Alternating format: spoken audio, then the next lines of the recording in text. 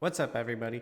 I'd first like to say that I'm using DigimonCard.dev for this video, a wonderful site made by wonderful people. Alright, let's get into it.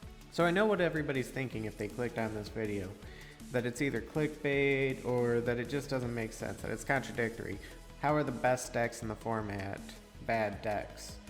Well, hopefully I'll get through this quickly, and by the end of this, everybody will understand that they are, by some definitions, bad decks that probably won't survive the meta for very long, and that's actually a good thing for the game.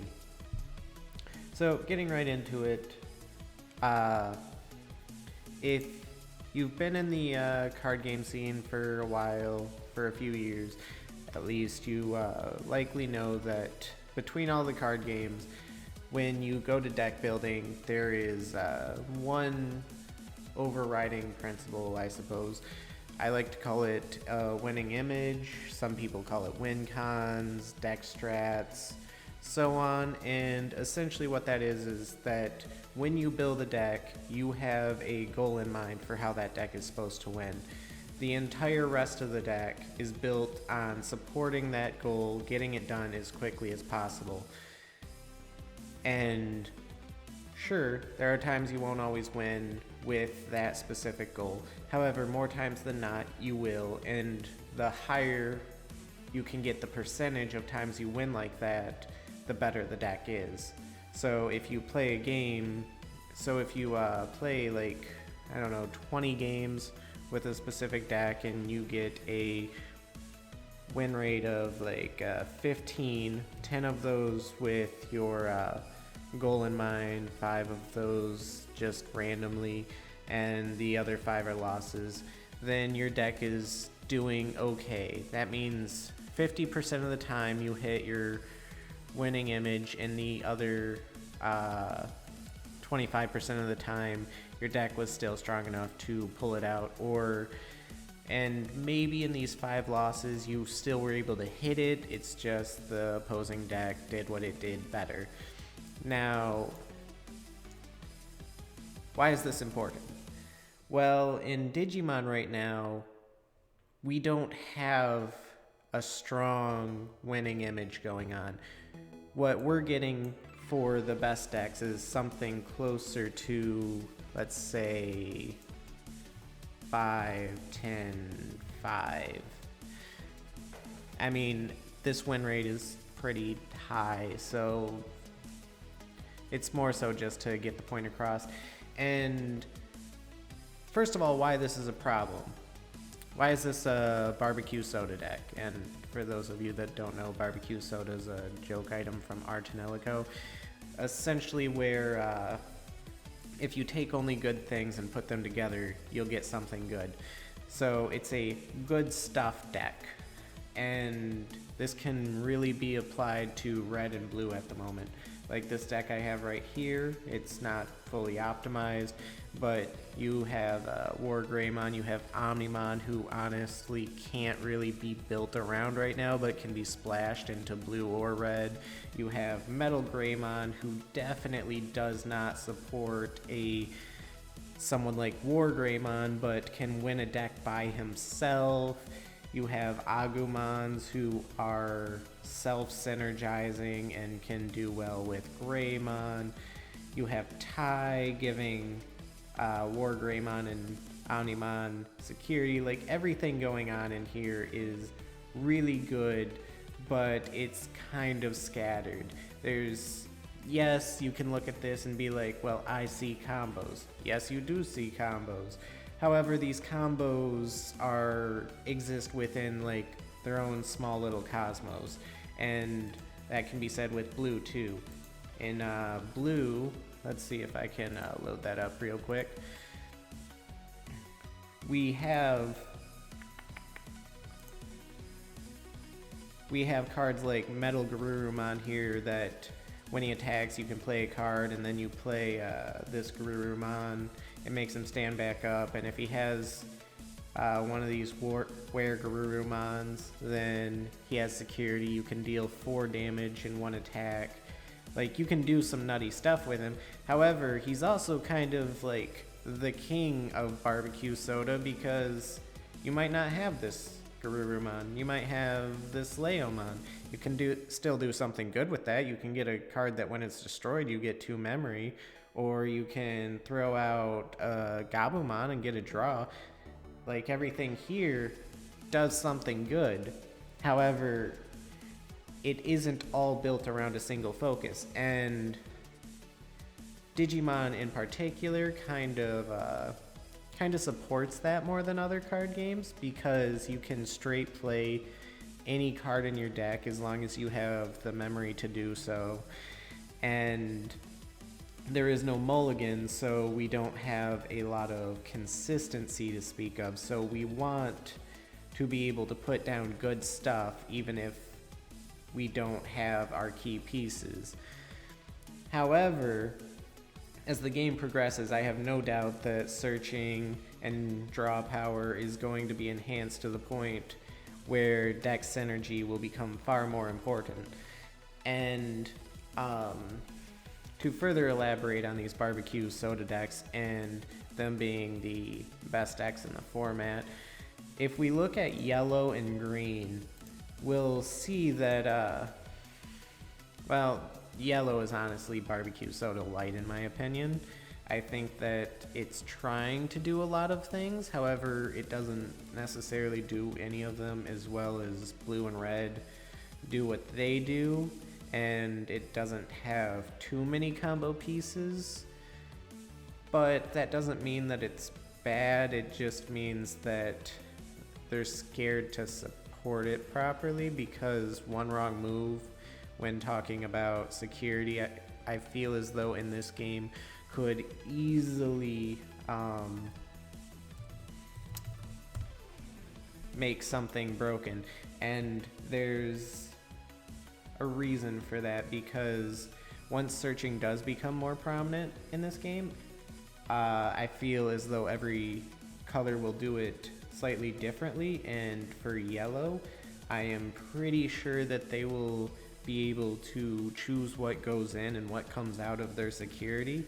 And option cards with security effects, usually their security effects are a lot more this is a bad example, but are a lot more powerful than their main effect. And so a lot of cards that are not seeing play that have powerful security effects, as soon as that happens, yellow is going to burst through the roof.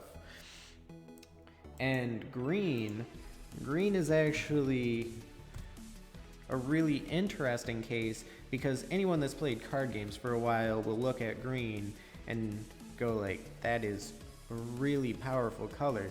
Because when we see it, we see all of these cards that just play together so well. Green is trying to overcome its lack of cards by synergizing, while red, blue, and even kind of yellow are going for this barbecue soda. Green's like, no, let me separate this out. Let me give you a full meal. Let me give you the barbecue dinner and the soda on the side. However, green just doesn't really have enough to do that. Green's megas are all really good, and we see ways to rush to mega. However, it's just not fast enough, and if you don't see your megas, you're kind of dead in the water. And this isn't just a green problem. If you look through blue, if you look through red, if you look through yellow, you will see the start of synergistic decks, but they're just not fully there yet. For instance, this Metal Garurumon has a lot going on, however, it just doesn't have enough to be a fully synergistic deck. Otherwise, I believe that blue would probably be the best deck in the format right now. But it's not just a matter of not enough, it's also not good enough. Not every card designed right now that is synergistic with win conditions are going to be amazing. It's the first set. It's just the way that it is. Sometimes we will see amazing cards, sometimes we won't. Sometimes the cards that aren't amazing will be synergistic, while the cards that are amazing aren't synergistic. And so the reason why I think that this is good, though, I think that this means that this game has a lot more room for growth in a really cool and interesting way that a lot of games don't have from their first booster. One thing that really impressed me with this game when the first booster came out, and even before that, is how many different abilities we were seeing right off the bat. We were seeing restands, we were seeing cards that played cards from their evolution sources, we were seeing security +1s, draws, we saw level 7 in the first booster, so many things. And usually when a card game gets its first set, what we see is just some very vanilla effects, and the best cards revealed are just additional power or maybe multiple attacks, something very vanilla and bog standard. And as the sets progress, they quickly get outscaled, and then only once they've fully explored the basics of their card game do we see them start to expand with other abilities, and those abilities usually hit like a brick. However, with this card game, because we have so many abilities, what we'll likely see as the booster sets expand is that a lot of these cards, not necessarily the barbecue soda blue and barbecue soda red that's just comprised of good stuff, but a lot of these cards will likely end up falling into niches later on. So cards from booster set 1 will still be relevant in booster set 5 or 6, because they'll finally be able to live up to that synergy that they were missing before. There's a lot of cards that do that. I might talk about it more in another video, but I think one of the most recognizable cards that clearly have synergy but aren't quite there yet is Tai Chi in the Vidramon line. Tai Chi supports all cards with Vidramon in its name. He's an amazing looking card until you realize he only works with 2 other cards right now. However, when Ulforce Vidramon comes out, you're guaranteed either a draw or +1k every turn from him just for having him, because you're going to be running Vidramons, there's going to be Arrow Vidramons, Ulforce Vidramons, and we don't know what their gimmick is. It would be cool if it was milling through your deck and returning cards, because that in itself is a form of searching by reducing your deck count and only having cards in your deck that you want to see. Or if it's going to be just high speed attack all the time. If that's the case, then we know that V Nova Blast is going to become extremely important, and with that, we'll see Metal Garurumon and the entire Garurumon line take a backseat. We might see Cerberumon, who is currently in some decks but not ran a lot. He might become a lot more prominent once Garurumon's chain falls out, and if we see a rise in V Nova Blast or other ways to give your blue jamming, because that'll be 3 attacks right away. If someone could slap a security attack on him, like perhaps if blue and red become a little more synergistic together and throw a security attack on him and jamming on him, then you have 6 security attack damage. That's crazy, but it doesn't work out so well right now.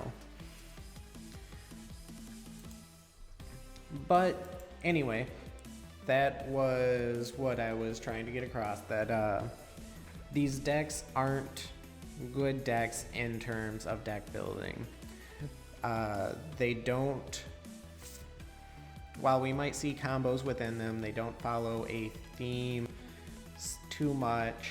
It's mostly about slap as much good stuff into the deck as you can, and you're likely going to win right now, but that won't be the case going forward. Anyway, until next time, stay wholesome.